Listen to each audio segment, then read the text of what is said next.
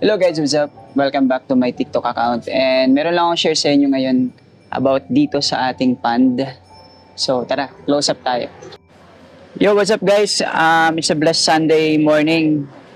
So mamaya pa yung aming service sa church.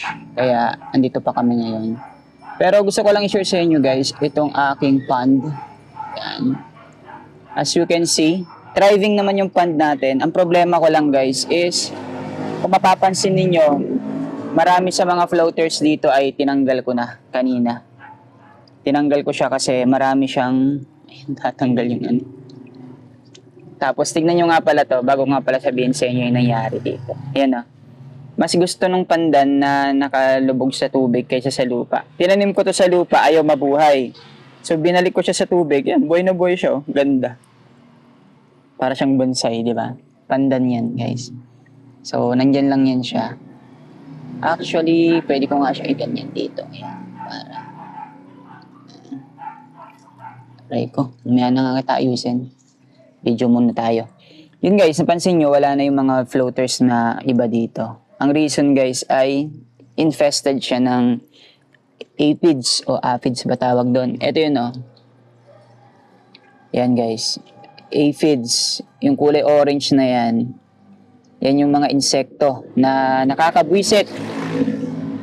Sa aking matagal ng experience sa fish keeping, ito talaga yung isa sa pinakaayaw kong peste sa aquarium hobby. Yung mga aphids na yan guys. Ang hirap niyan ubusin. Nakakapagod at nakakasawa ubusin yan guys. Kaya, kapag nakakita ko ng mga halaman, alam mo, may nagtitinda ng halaman, tapos may hitchhiker na aphids, ano ako na-disappoint ako kasi supposed to be tayong mga seller ng halaman, aquatic plants. Dapat sinisigurado natin na walang peste yung aquatic plants natin. Kasi sobrang lakas makahawa nun.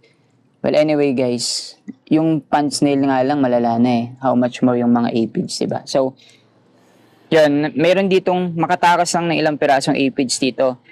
Wala, sisirain yan lahat, karamihan ng mga floaters ninyo. At kadalasan makikita nyo yan sa mga water lettuce. Tara, punta tayo dun sa kabila. So dito tayo sa kabilang side. Kita nyo rito kahit yung mga nililinis ko may mga nakakapunta na aphids. So. Yan. Inaagapan ko lang yan guys, pinapatay ko agad. Pero imagine niyo na lang kung mano-mano yung gagawin yan araw-araw. Ito, ang daming anak na oh. At saka ang ginagawa ng mga aphids na yan guys, binubutas niyo yung halaman. Ganun nagkakaroon ng butas, kinakain.